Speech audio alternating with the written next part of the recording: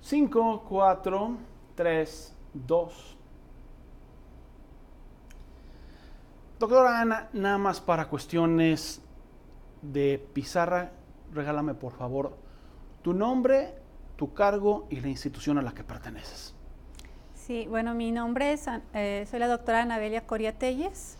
Yo tengo un doctorado en biotecnología productiva.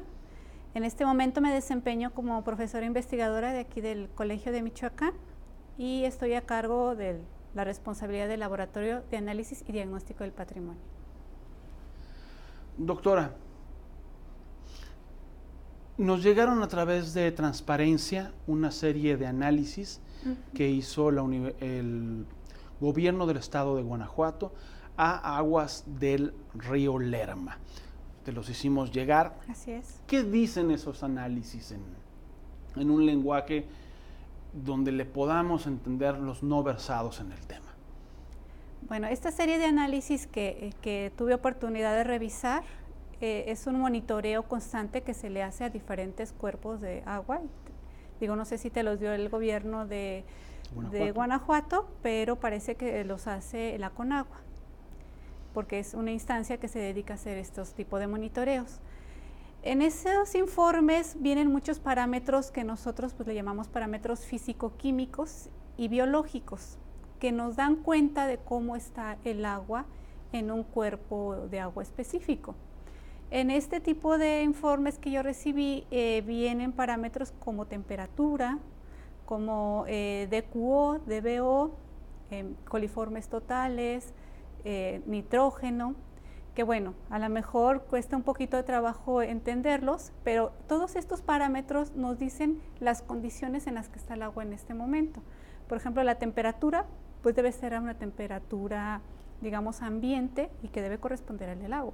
Si hay una descarga de una industria donde están ocupando el agua caliente y la descargan al río, por ejemplo, pues entonces la temperatura va a aumentar. Entonces es una parte de la que se mide. Cuando hablamos de otros parámetros más bioquímicos o químicos, nos dice si hay materia orgánica, por ejemplo.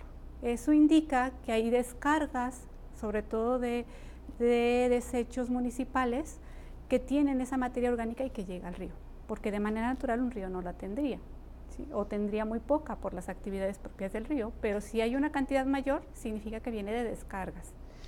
Y también otra muy importante son los microorganismos. Se mide unos microorganismos que se llaman coliformes fecales.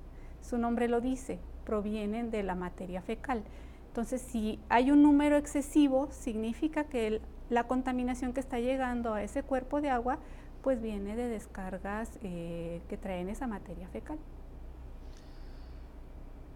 Estos son hasta el 2006, son prácticamente 2003, 2004, 2005, 2006. ¿Cómo estaba el agua en esos análisis? Pues habla de una contaminación, sobre todo de una contaminación de tipo industrial, aunque también habla de una contaminación de tipo de aguas municipales. O sea, se ve claro ahí que hay una contaminación porque los parámetros lo dicen.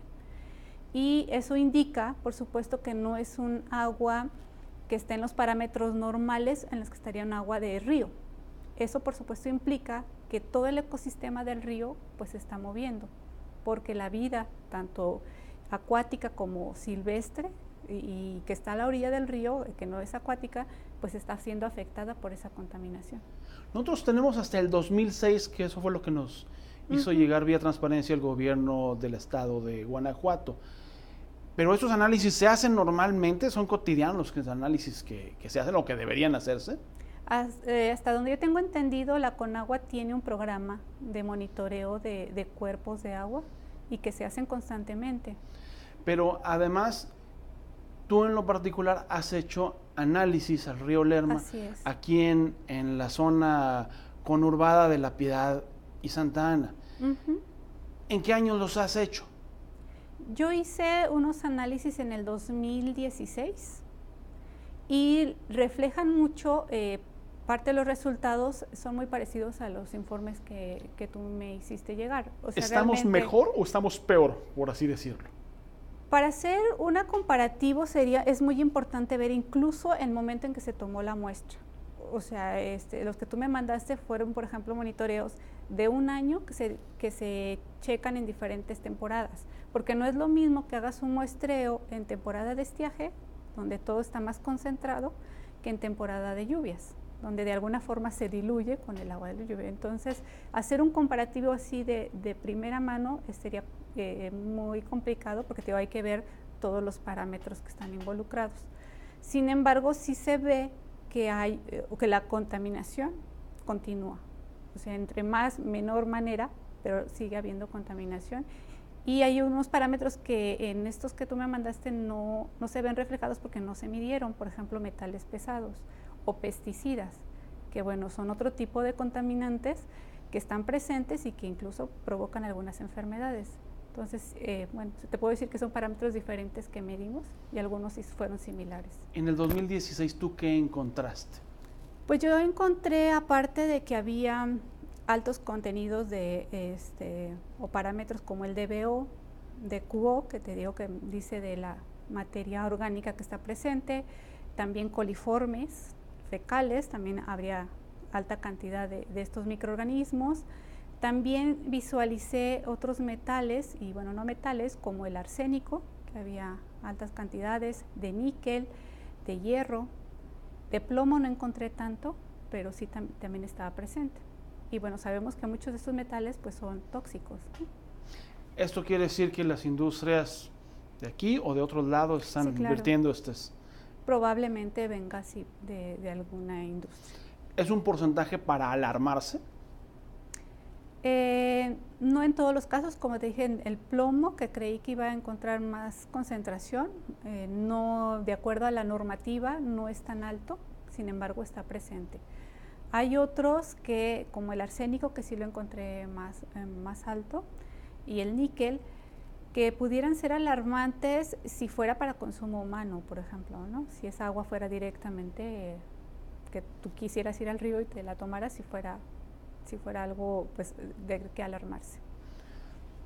Si le pudiéramos poner una escala, en una escala del 0 al 100 o del 0 al 10, ¿qué tan contaminado está el río Lerma según lo que tú me diste?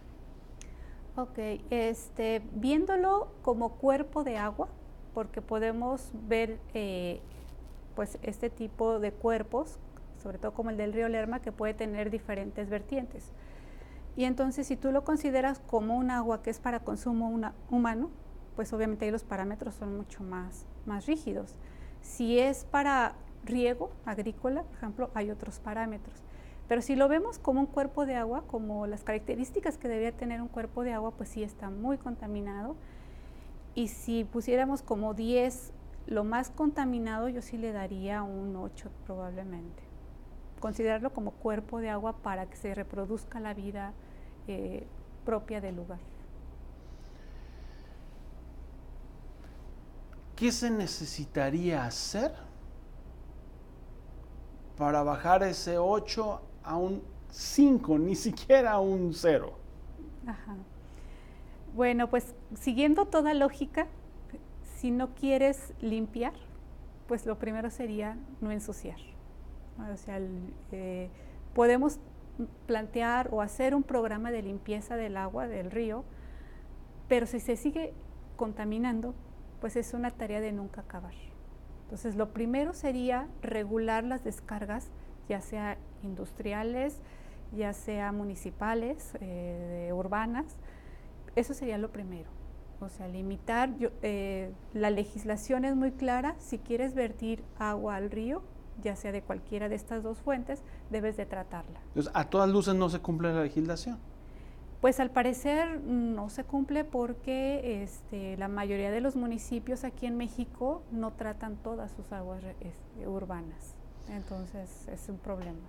La gente, las instituciones, los gobiernos, ¿le damos la espalda al Lerma? Literalmente, así como está la arquitectura, ¿le estamos dando la espalda? Definitivamente. Yo he tenido oportunidad de hablar con jóvenes de diferentes escuelas en un programa que hemos tenido de seguimiento, y es increíble cómo ni siquiera lo ubican.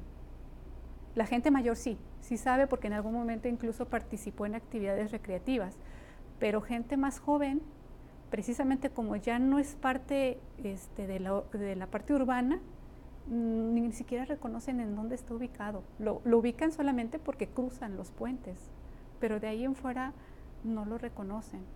Entonces, definitivamente es nuestro patio trasero. Lo estamos invisibilizando. Exactamente. Tristemente, pero así es. ¿No resulta frustrante para alguien con tus estudios, con tu preparación, que de un lado del río haya una serie de esfuerzos para contaminarlo menos, o por lo menos para regresar las aguas medianamente tratadas o menos contaminadas, y del otro literalmente en tu cara están contaminándolo? Así es, ese es un tema que se ha platicado mucho, que en la parte del río que cruza La Piedad Pénjamo, en este caso Santana Pacueco específicamente, hemos visto que hay un gran esfuerzo por parte de la autoridad municipal de La Piedad por sanear la mayor parte de las aguas que son descargadas al río, y del otro lado, pues por diversas situaciones no se hace. Y pues sí es una contradicción, porque no puedes estar vertiendo a un mismo cuerpo de agua, aguas limpias o tratadas por lo menos, y otras con descarga. O sea, es lo que decía al principio, no vas a limpiar algo que sigues ensuciando, ¿no? Y sí es bastante incongruente, ¿no? Si en teoría los dos municipios tienen un presupuesto para el saneamiento de aguas, no es posible que solamente uno de los municipios esté trabajando en eso y el otro no. Muchas gracias. ¿Verdad?